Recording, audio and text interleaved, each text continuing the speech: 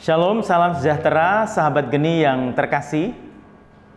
Saya Romo Mante. Hari ini saya akan membawakan permenungan untuk hari Jumat tanggal 2 Juli 2021 dengan tema Aku menginginkan belas kasihan, bukan persembahan. Sebagai inspirasi dari kitab suci, kita ambil dari Injil Matius bab 9 ayat 9 sampai dengan 13.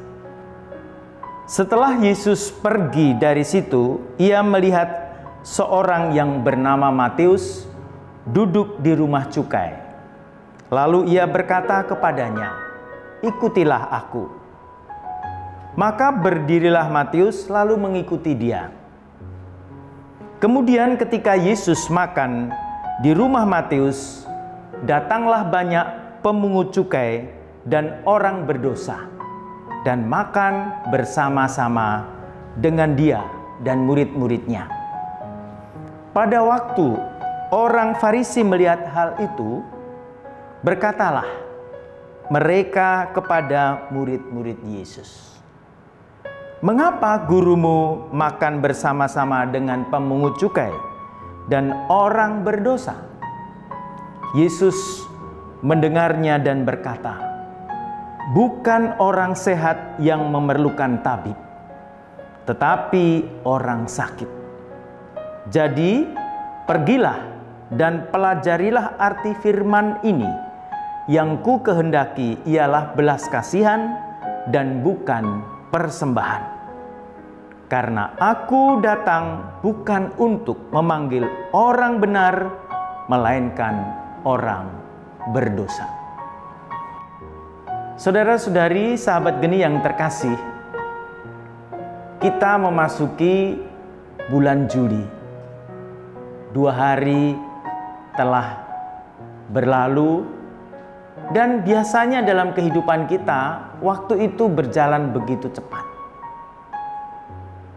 Kita sadar kita mengalami situasi sekarang ini, pandemi, di mana gelombang kedua juga membahayakan kita. Bagi banyak orang, hari-hari yang baru, bulan-bulan yang baru berarti kesempatan untuk membuat rencana baru. Yang dimaksudkan ialah untuk memperbaiki keadaan yang sekarang. Sebagai manusia, kita orang yang tidak sempurna, tetapi diberi kemampuan oleh Tuhan untuk menilai keadaan. Itu adalah wajar. Jika orang ingin dan selalu bisa memperbaiki apa yang ada, baik tentang diri kita sendiri ataupun keadaan sekeliling kita. Karena apa? Kita tidak mungkin tinggal di satu tempat dan tidak mau berubah. Apakah Anda juga mau berubah atau mau tinggal di hal yang sama di masa-masa lalu?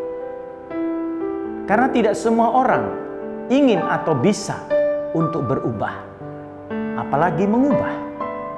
Seorang tokoh industrialis abad ke-19, John Hay Peterson, pernah berkata, "Only fools and dead men don't change their minds.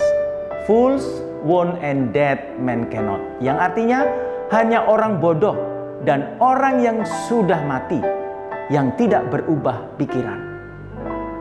Orang bodoh tidak mau dan orang mati tidak bisa. Tentu dalam kenyataannya demikian.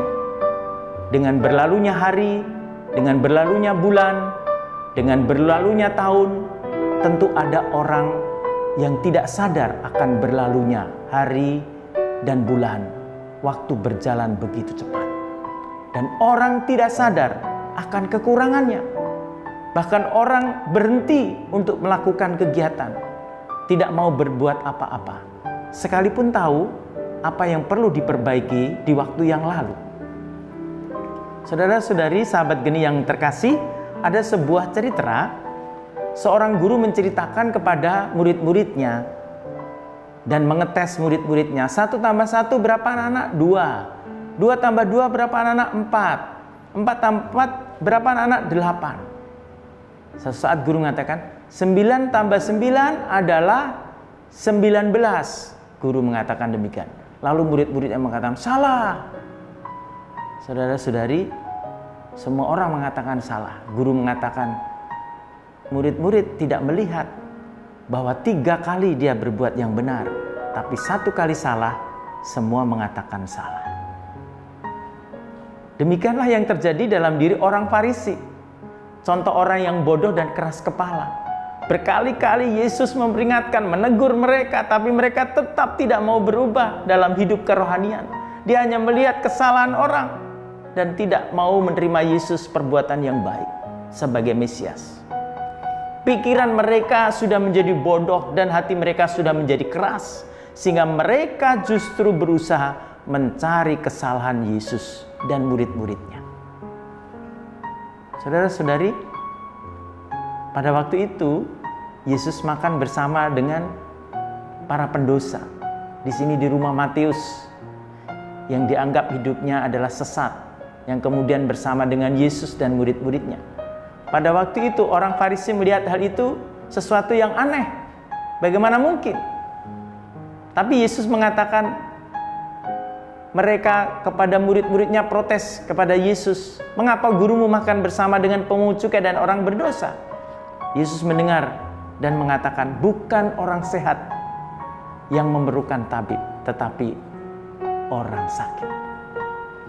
Kita, Anda bisa jadi orang sakit. Dan banyak orang sakit di sekitar kita yang tidak mau berubah. Dan Yesus mengingatkan hari ini kepada kita, kepada orang Farisi, bahwa Ia datang untuk menyelamatkan orang berdosa. Dengan demikian semua orang yang mau bertobat dan hidup lamanya dari hidup lamanya dan berubah dari yang lama, menerima Yesus sebagai juru selamatnya, dia akan selamat.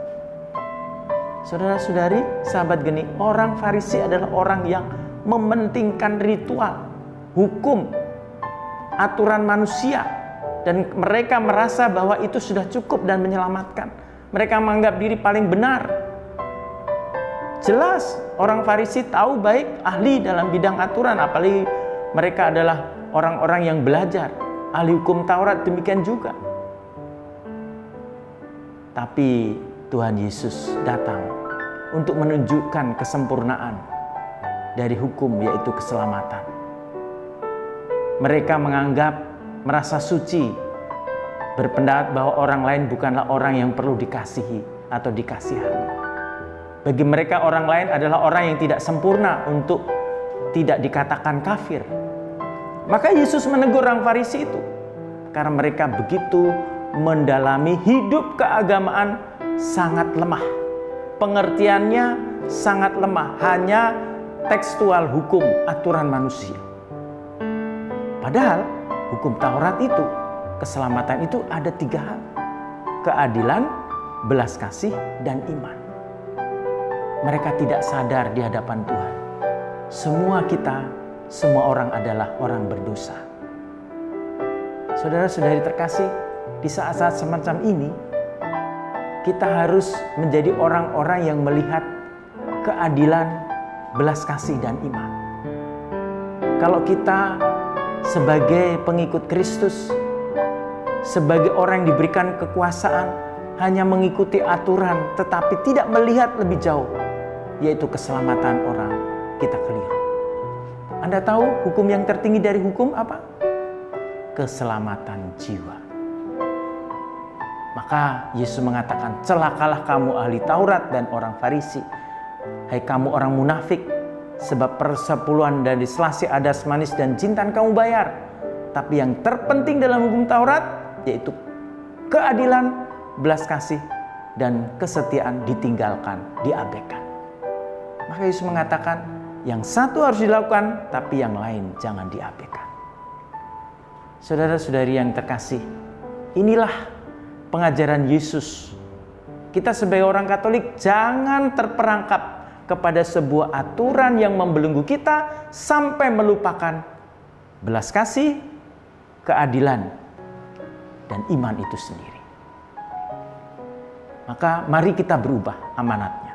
Berubahlah. Yang pertama, perubahan berarti saya mengalami kasih Tuhan, saya diubah oleh Roh Kudus, di mana saya, pikiran saya, tindakan saya dituntun oleh Roh Kudus, sedikit demi sedikit Roh berkarya dalam diri kita, sehingga kita memiliki wawasan yang lebih luas. Dan perubahan itu harus disertai dengan 3 aspek penting: belas kasih, keadilan, dan kesetiaan. Yang ketiga, Anda diutus semua untuk menjadi Mesias zaman ini, menyelamatkan orang, membebaskan orang-orang yang terbelenggu, memerdekakan orang yang terpenjara, agar supaya mereka menjadi manusia yang utuh, yang diciptakan oleh Allah serupa dan secitra dengan Allah. Semoga rahmat Tuhan menyertai Anda. Tuhan memberkati.